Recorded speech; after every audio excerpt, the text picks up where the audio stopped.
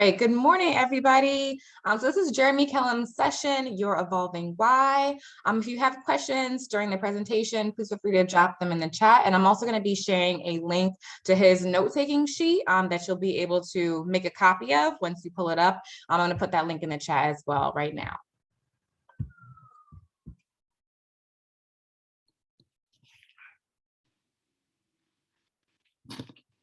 Gotcha. Thank you, Simone. I appreciate that.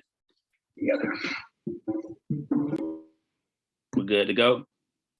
All right. So good morning, everyone. Hope everyone is doing well, having a blessed morning. I definitely appreciate you for registering or signing up for this particular session, Your Evolving Why.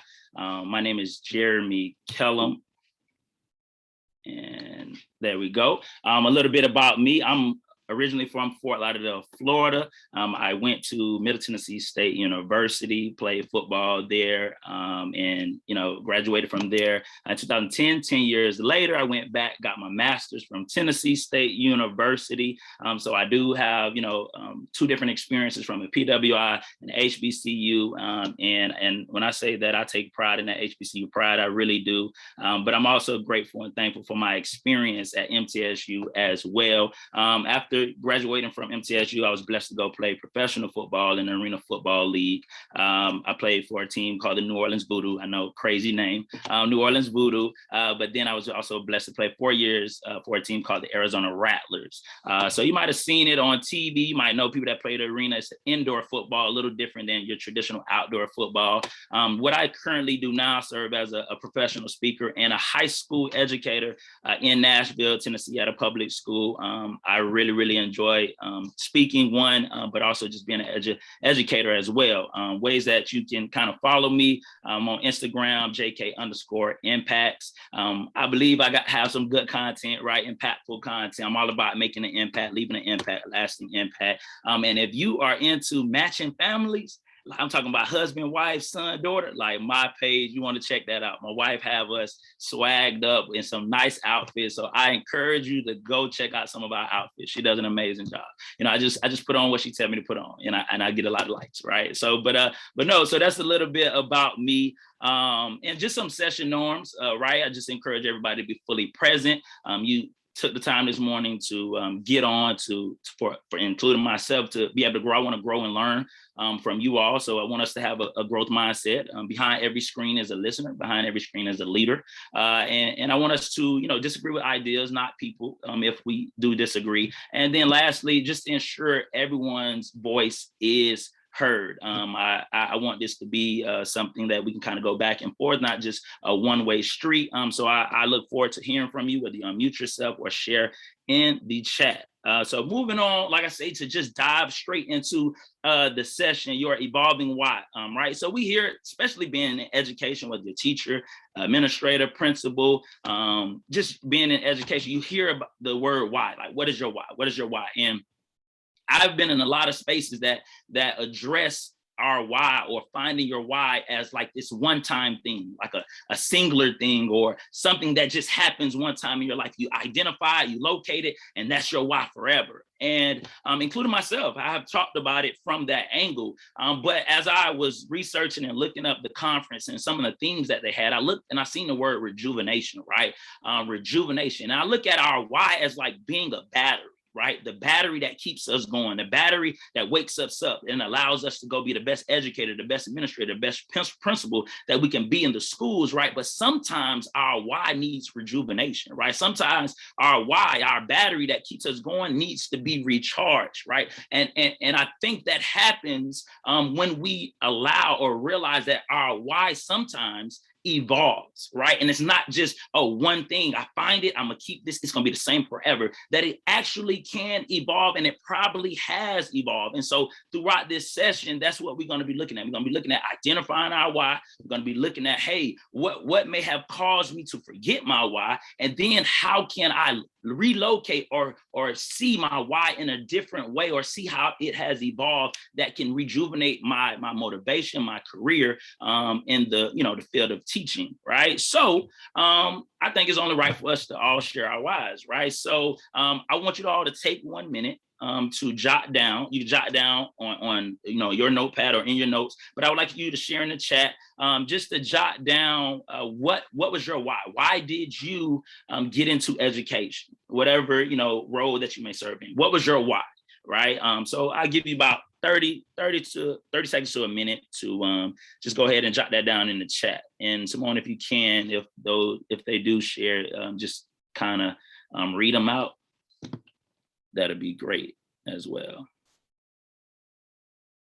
And so as I give you all time to jot it down, it will only be right? I can't ask you all to share your why and I don't share my why, right? So for me, why I became a teacher and got into education, I was already in the youth development professional field. So I was doing that for like 5-6 years. I was a director at a Boys and Girls Club, really worked my way up from a part-time employee all the way to a director. But I realized, I was like, man, my bachelor degree, I felt like I seen I seen the ceiling. I didn't see, and then at my job, I was like, I don't really see much growth. I want to make more money. I want to be able to provide more for my family. And I was like, well, how can I do that? I was like, oh man, I got to go back and get a master's. Then I was like, man, but what can I get my master's in? Then I thought about my passion. I thought about what I was already doing. And I'm like, man, I got to go back and get it in education. So I knew for me to get my master's, I got to get in the classroom, right? Because I got to finish the program. So yes, my why is, I want to impact kids, but my why initially really to get into teaching and get in the classroom was to get my master's. So that was my why I got into the classroom. So hopefully you all, I see some, people in the chat. So I would like to hear from that. We have a few in the chat here. Jemiah or Jamia, please let me know if I pronounced that wrong. She wants to foster a safe and brave space for students from all backgrounds, differing needs, and who have a wide range of interests as they navigate a particularly vulnerable time of their lives. Dr. Spate, positively impacting the lives of young people. Dr. Pickett says, passionate about supporting young adults through their educational journey. Brittany Jones, I found joy in watching the youth evolve creatively and listening to their perspectives of the world. That's awesome. That's awesome. I appreciate all of you all sharing, and that it was very deep. Like it sounded like everybody's why was bigger than them, which I think that is key, right? That is because I think when it's surfaced, it can be easily uprooted, right? It can be easily uprooted out of that. And I'm gonna get into that. But when it's bigger than you, your why is bigger than you. Now you have some staying power because like, hey, it's not about how I feel, right? It's about the kids. It's about the families and their futures. And so I definitely appreciate y'all for sharing your why. And like I said, yes, why I was even working with kids was to make them better, to impact them. But even more specifically, what led me to get in the classroom was because I wanted to get my master's, right? So I appreciate y'all for sharing. I want to transition to this, right? So we all shared our why. We talked about why we got into education, right?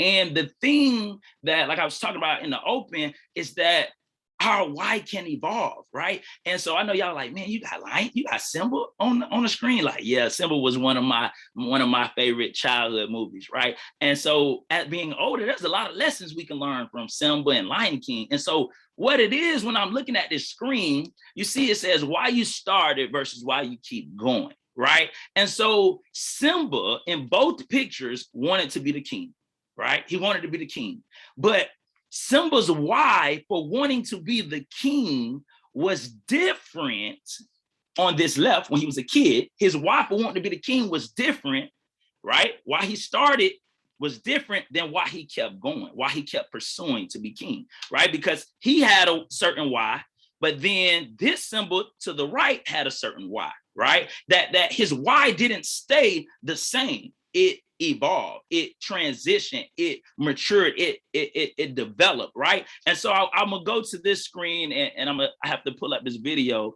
right? Get your singing voices ready. I want y'all to get your singing voices ready on this. Let me pull it up. Can everybody see this? Thumbs up. Everybody see this? Okay, yeah, I see you laughing. I want y'all to get your singing voices ready. So sing along. Be sure to sing along. Just keep it on mute, right? Just keep it on mute. But as we listen, right? Because when I was younger, I sung this song. I love singing this song, and I'm just singing along with Simba. And I didn't know that in the song, as I'm old and I'm listening to the song now, I'm like, Simba was telling us his why. He was explaining why he wanted to be king. So as we sing along and listen, I want you to take mental notes, or you can jot them down and type them in the chat. What was Simba telling us? Like, what was Simba's why for wanting to be king? So let's go ahead and listen to it. Be a mighty king, so enemies beware. Well, I've never seen a king or beast with quite so little hair.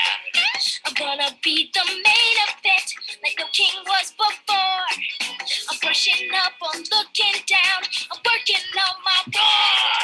Thus far, rather uninspiring thing. Oh, I just can't wait to be king. You've got a long way to go yet, master, if you think. No one's saying do this. Now, when I said that, No I one's saying be there. meant what? No one's saying stop that. What you don't No one's saying realize. see Now say here. it. Free to run around all day. Well, that's definitely out. Free to do it all my way. I think it's time that you and I arranged a heart-to-heart. Kings don't need advice from little hornbills for a start. If this is where the monarchy is headed, count me out. Out of service, out of Africa, I wouldn't hang about. This child is getting wildly out of me. Oh, I just can't wait to be king.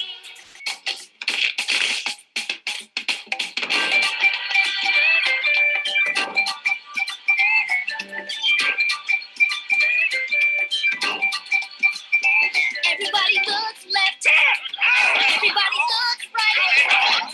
Everywhere you look, I'm standing in the spotlight. Not yet. Ready to go wrong and sing. Let's hear it, the burden on the wing. It's gonna be peace in the finest thing. Oh, I just can't wait to be king. Oh, I just can't wait to be king. Oh, I just can't wait to be king.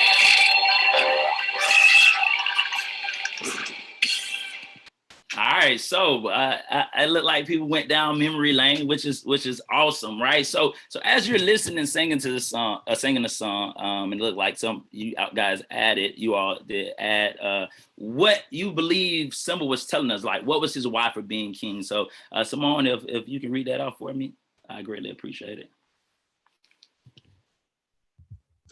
For his why speak, well, in the chat, Natasha had shared that it's always about the kids for me, and Brittany said the live action version could never. I agree. Hey, no, definitely. I'm all about this version. Even when they did the remake, this was my favorite though. This is the one. Yeah, definitely. Okay. He didn't want to be told what to do anymore. Mm-hmm. Free to do it my way. Yeah, definitely, right. And he mentioned wanting to be in the spotlight, right? So a lot of the reason why he wanted to be king was very, very surface, right? It was very surface. It was like, yo, I don't want to be told what to do. I want to go to I want to go over there to the dark, the land, the shade and all that. I want to tell people, I want to work on my role. I want to scare people. But he had an original why. He had a why. Just like all of us, we may have different whys. Some may be deeply rooted. Some may be bigger than ourselves. Some may be surface. Some people, for whatever reason, they get into education. It might be because of money, right? It might be because of vacation. Right? Who doesn't like really 3 months of built-in vacation, being a teacher, right? Paid vacation. Who doesn't like that? So your why for getting into education can be so many different reasons, right? And so let me stop this and go back to the PowerPoint, right? And so the thing that I truly believe that we have to understand is that there's no way, no school year that we will experience that we will never face adversity, right? It's no school year that just would go perfect. even every day, your first block might go perfect, your second block, but you get to that last block and they ready to go home, they might turn up on you, right? So we all experience and face adversity, right? But what we got to understand is that adversity can affect our commitment to our why, right? Adversity can directly impact our commitment to our why. Mike Tyson, right? One of the greatest boxers ever. He said that everybody got a plan until you get hit in the mouth, right? So think about planning for this school year right now. Everybody like, oh, I'm gonna kill them with this lesson. Oh, these kids, they ain't ready for this, right? Until the school 21, 22 school year hits you dead in the mouth, right? You face adversity, you're like, oh my goodness. Or I got so-and-so in my class. I got this, I'm feeling a lack of support from administration, right? And now you're overwhelmed with adversity, right? And if you look at Simba, not just moments before, Simba was just singing, talking about how he wanted to be the king. But now look at Simba's face in this picture. He's running. Why? Because he's being chased. He's facing adversity. So it doesn't look like Simba is remembering his why. He's not saying like, man, you know what? I don't want nobody to tell me what to do. He doesn't look like that right now. He's not looking like, man, you know what? I want to be king so I can roar very loudly. No, Simba has this look on his face that, hey, I'm trying to get out of here. Like, hey, all of this adversity, then he experienced what he experienced right after this with his father, right? So all of this adversity hit Simba, and Simba forgot his why and ran away from his commitment to his why, ran away from what it is he really was purposed to do. Why? All because of adversity, right? And so I would encourage you all, if you could just type in the chat, like, what's some adversity that you may have faced, just in the field of education or your role in education that has caused you to maybe question, is this profession for you? Or maybe has made you think like, man, I'm trying to leave, I'm trying to get out of here. Like, so if you could share that with me, I greatly appreciate it. Right. And while you type that in the chat, I share mine, right? I would say policy, right? I was at a particular school my first year. And, when we was going through PDs, it sounded amazing. I was like, what? I've never been in an environment like this. And I remember one of the teachers said, yeah, but just make sure they follow through during the school year. Right. And so when I got in, I realized that it was more policy led than relationship led. And I believe that if you lead with relationship through the channel of policy, then you will get to your end goal. But you can't just lead straight with policy. Right. So that was some adversity. I was like, yo, I'm not okay with this. Right. But I had to remember my why. Right. So I don't know if anybody share. Yes. Brittany shares the lack of professional autonomy. Yeah, right. People trying to tell you how to do it, right?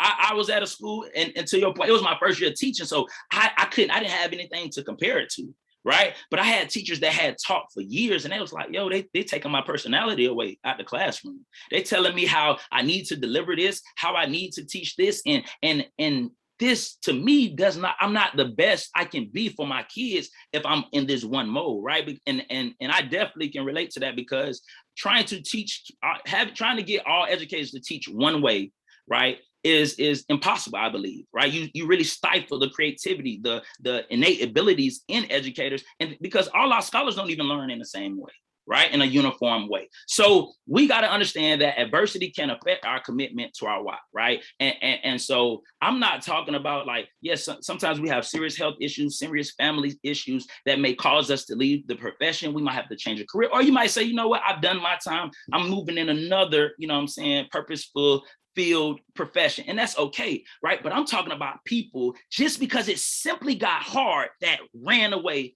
from the field of education and forgot their commitment, right, to their why. That's not what we want to do. And that's what I'm trying to encourage you. I'm talking to myself in the mirror. Like, I got to encourage myself that just because it gets difficult, I can't just run away or forget my commitment to my why, forget my commitment to the students, right? Because that wouldn't be fair, right? But you got some people, educators, that maybe they have not ran away from the profession, but they ran away from it mentally, right? And so then you become a Hakuna Matata type teacher, right? And that's the question, like, have you become a Hakuna Matata type teacher? And I'm talking about you have faced adversity, you're fed up with education, but you still remain in education. You're still in education, right? But you've checked out, because that's what Simba did. Simba faced adversity, right? And he forgot his commitment to his why, and he ran. And guess who hooked up with? He got with Puma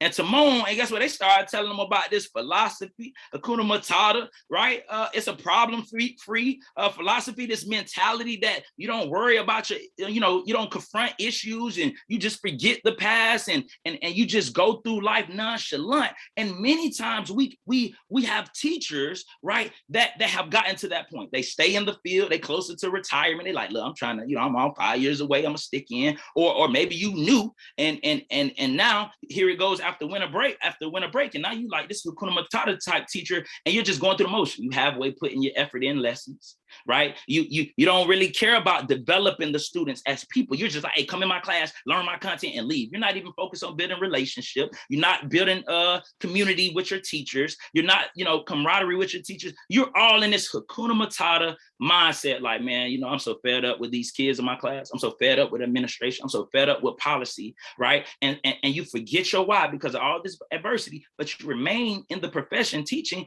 but you're not being your best. You just going through life. You're just going through the day. And I will admit, we all have Hakuna Matata type days. I'm not gonna lie, right? So I remember my first year, it was a particular student, and she ended up being like one of my favorite students. But it was like right before winter break, it was like something going down in class. And I was just like, man, I'm tired of every day. I gotta continue to talk to her.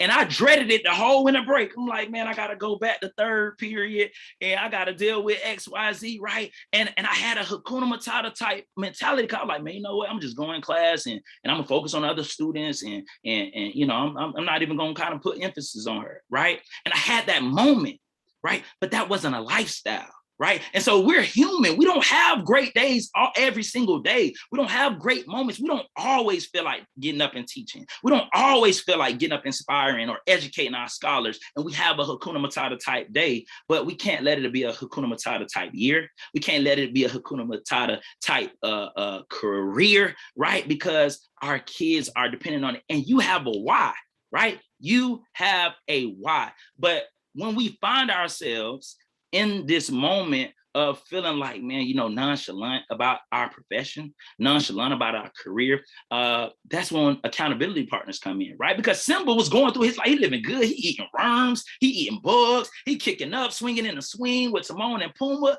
but then he had an accountability partner come along. Nala came along, right? She found him and she said, hey, what you doing, bro? She's like, what's up? Like, you supposed to be the king. Like, you don't remember your why? He's like, nah, man, just Hakuna Matata type mentality. Like, I'm good. Like, don't worry about it, right? And that's what I'm hoping that this session does for you.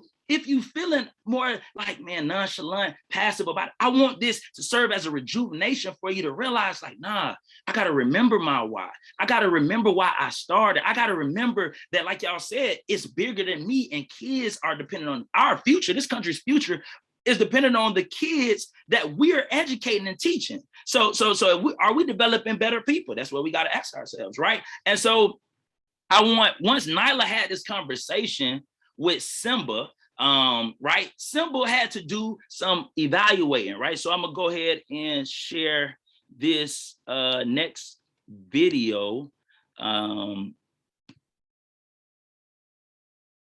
Here we go. All right, can everybody see this? We good, Simone? All right, cool. All right, let me play this. Simba, you have forgotten me. No, how could I? You have forgotten who you are, so forgotten me. Look inside yourself, Simba. You are more than what you have become. You must take your place in the circle of life. How can I go back? I'm not who I used to be. Remember who you are. You are my son, and the one true king. Remember. No, please, don't leave me. Father, Remember. don't leave me.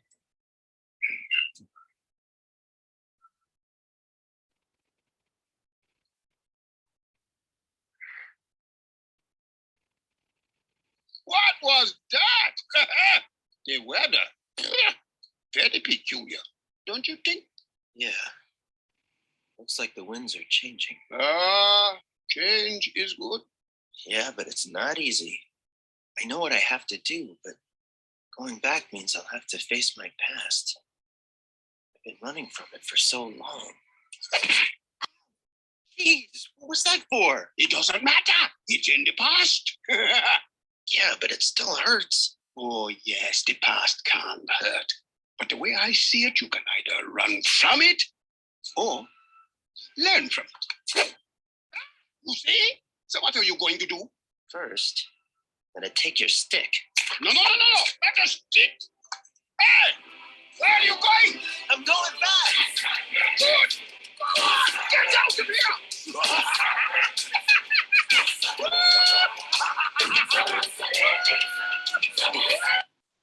All right, so in that scene, we're looking at Simba, right? So think about it, right? Simba had an original why. Simba went through adversity. It caused him to forget his commitment to his why. Then he turned into a Hakuna Matata type mentality person or lion, going through life nonchalantly. And then Nala comes along and say, hey, look, bro, like, you know, what about your why? Like, you still should be king. You should be going back trying to be king. And Simba had to do some evaluating. He had to stop and evaluate his life. He had to literally go look in the mirror, right? Look into his father's eyes and had to remember his father's words were, remember who you are. In other words, remember your why. Like, remember like what you've been created to do. What was your purpose? Remember why you said you wanted to be the king. You know what I mean? Remember this, right? And so as he's evaluating that, he then makes the recommitment to the why, but his why has evolved now. Because see, he started saying, I wanted to be the king because I wanted attention, I want the fame, I want to roar. But now Simba wants to be the king because it's bigger than him, right? He want to be the king because I got to avenge my father's death. He want to be the king because, hey, this is my pride. My pride is over there, dependent on me. He wanted to be the king because his future wife came running to him and was like, yo, I need your protection. So he realized, hey, my why, I still got a why to be the king, but it has evolved, right? And now that he knows his new why, he's recommitted to that why, right? And so that's what I'm encouraging for myself to do, for you to do, that when times get hard this school year, when you face adversity, when you just like, man, look, hey, I had a long day or policy, or I feel like a lack of support from administration or just anything in even your own personal life, sit down, evaluate where you sit at. Evaluate, you know what, why did I want to be, you know, in education in the first place, right? Look at it. Try to see, like, has my why evolved? And when you identify and locate that, like Simba did, you then recommit to that, right? You recommit to that. And I'm on these last couple of slides, right? So when we do that, when we evaluate and then recommit, we end up a lot of times at our evolved why, right? So for me, and I would like for you, once I kind of explain a little bit, for you to share in the chat what may be your evolved why. So like I said, obviously I had the foundation just like you are. I want to impact, I want to change lives, right? But on top of that, I knew I wanted to get a master's, right? So now getting a master's, that might have been a why on why I became a teacher, right?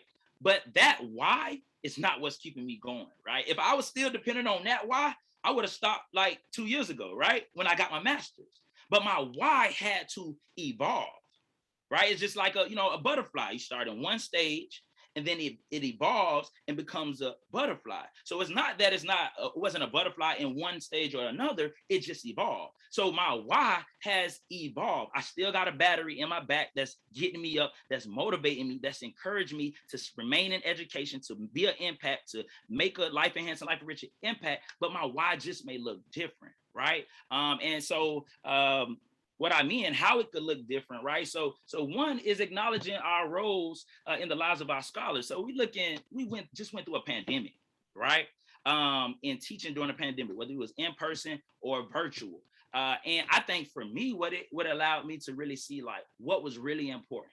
Like, yeah, my content area is important, yes, but what's really more important it's about who these scholars become when they leave my class, right? So now I got to evolve. Why? Because when I got in, yes, it was to make an impact, but going through this pandemic and really seeing what life is really about and why it's so important, especially Black and brown students and what we're going through, why it's so important. It's like, okay, my why has evolved, right? Equipping scholars with life skills. Like I said, yes, content is important.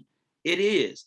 But I believe we can teach our content while building relationship, while equipping our scholars with life skills that they're going to need. They might not remember, 3x plus whatever 8. They might not remember that, but they're gonna remember when you tell them, hey, this is how you treat people. Connections are important, right? It's about who you know, things like that, right? Then promotion with education, right? Sometimes you got to find that self-motivation. Like, yeah, okay, you're doing it for the impact this kid, you're doing it to impact that kid, but maybe you got some goals and dreams. So when you first got into education, it might have been, hey, I just want to be a teacher. Then now you're in, you're like, I want to move up. So now when you go to school and you're teaching and you're like, hey, I got a why, I'm trying to move up. So I'm going to put even greater effort in what I'm doing because I'm trying to get noticed and recognized by the leaders so they can see that, hey, they're qualified to be a leader one day. And then endeavors as an entrepreneur, right? I'm an entrepreneur myself, right? And so going into this school year, for my PLT, I have to do ACT prep. First time ever, right? And so I'm like, oh man, ACT prep. But I flipped and I had to find a why that would motivate me to make sure I push through and give students my best effort in ACT prep. I started to think about what I wanted to do as an entrepreneur within education. And I was like, you know what? This is going to allow me to get data. This is going to allow me to get some things that is going to make me better as an entrepreneur as in the things that I want to do. So now I use that as a why. Now think about it. I said that, hey, it's to get a master's, but now it has all the way evolved into promotion and education, what I want to do as an entrepreneur, all these things, right? And so I would like to, if somebody put in the chat, what their evolved why is, you know what I mean? What's different now than before? Could you read that for me, please? If anybody put it in there.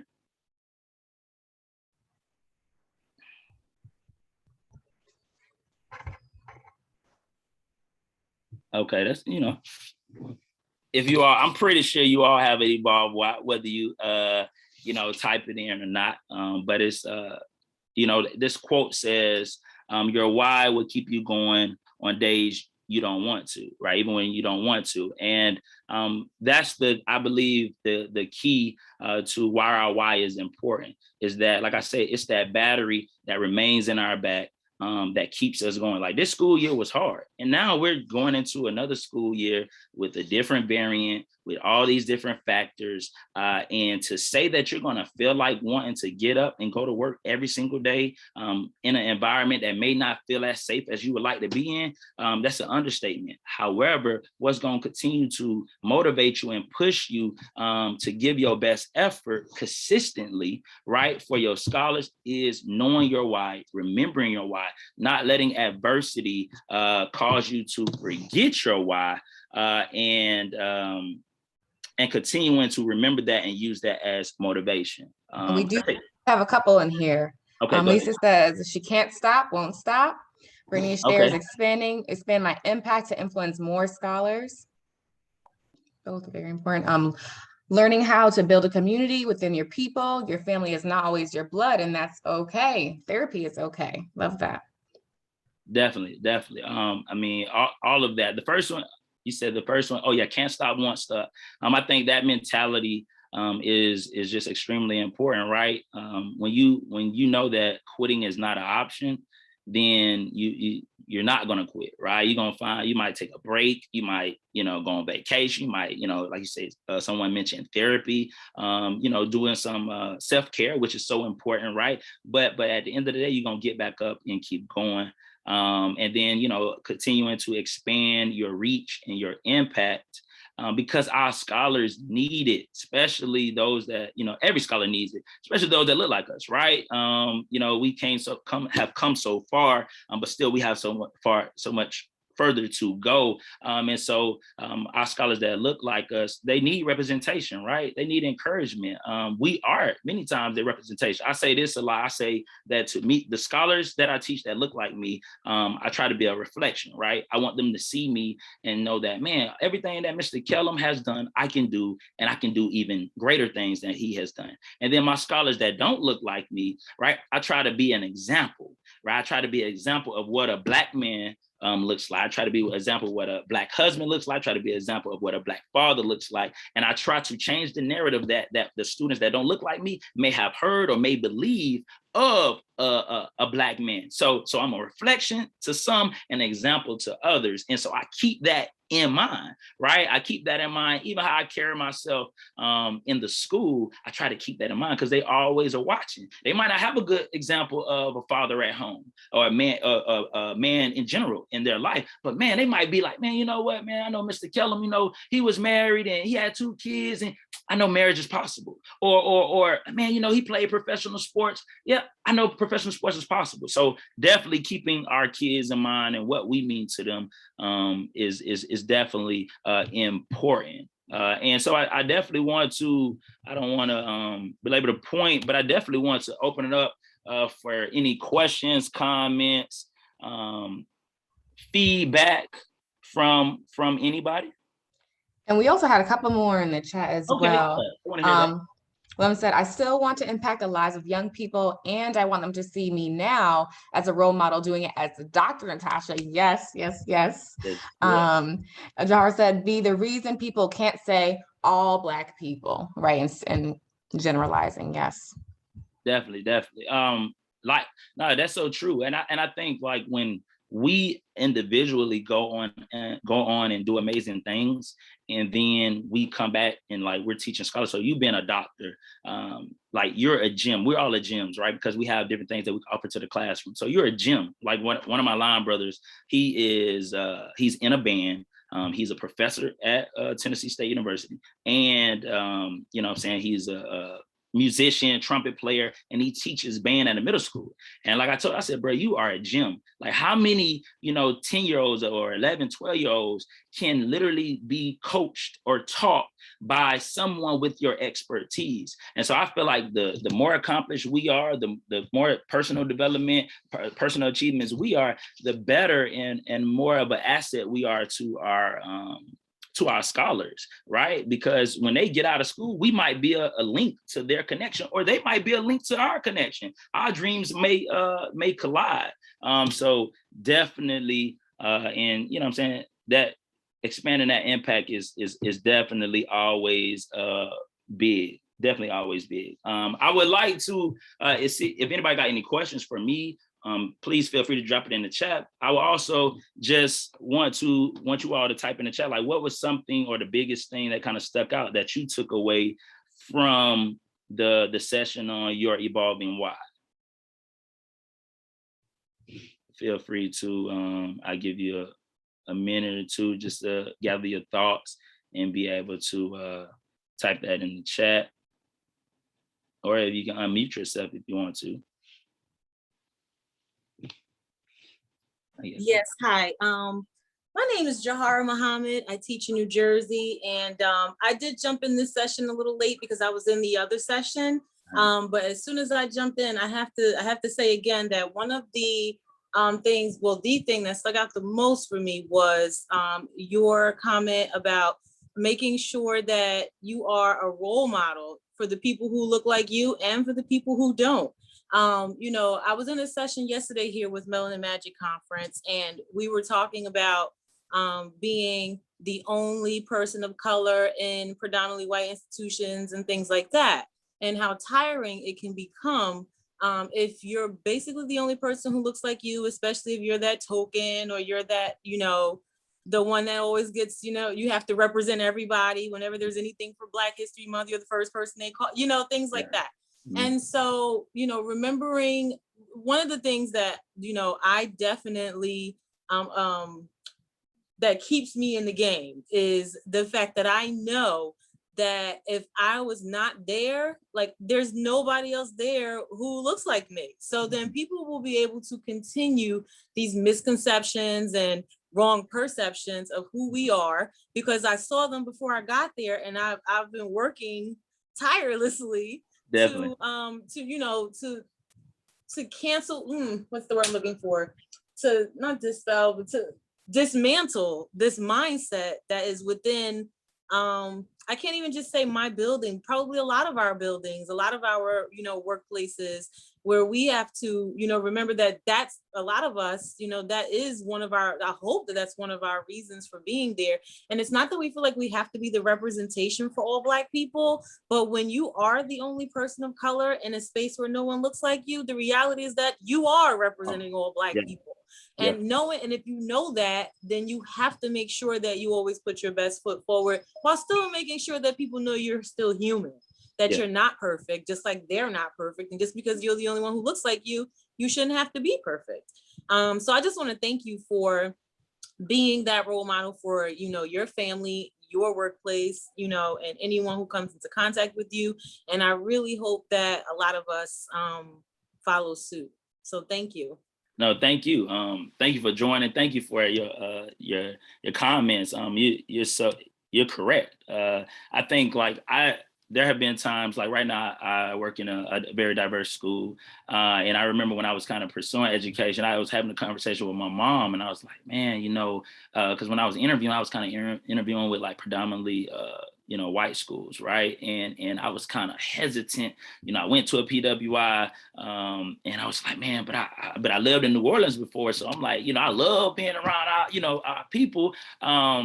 But my mom kind of, just shed a light, was like, they need you too, right? And God puts us and tells us and opens doors for us to walk through for reasons, and it's kind of like finding that why. So I can go, and we can all go into an environment where we might be the only one, and definitely it feels uncomfortable. It is a lot of weight, and we could look at it two ways. You could look at it like, man, I'm trying to leave. These ain't, they don't understand me. Or like you said, I'm going to be the example. I'm going to change their narrative, right? I'm going to educate them through action and, through my words when need be. So definitely, I think we definitely have to do that. And I think just representation just matters. Like, I think that scholars need to have teachers that look like them and that don't look like them. So even in a predominantly Black school, I think that it needs to be Caucasian teachers. You have to, because our scholars can think that, Black and brown scholars could be like, oh man, he racist, she racist, just simply because of the color of their skin. But then having one as your teacher, it can change. Like, oh man, they care. Oh, he's, and so I think it means a lot for everybody, right? And it could change your narrative just having a teacher that's Hispanic or Arab. Like, you need different teachers to be an example, to change the narrative that you might have. So definitely though, I appreciate that. Anything else in the chat, Simone? Just some folks, agreeing that staff faculty representation is so important. You said what? I'm sorry. That staff and faculty representation is so important. Oh, definitely. It is. Even at the Boys and Girls Club, we serve schools. So we literally walk into schools and pick the kids up. And this particular school had so many Black and brown kids, but it was like older Caucasian women teachers.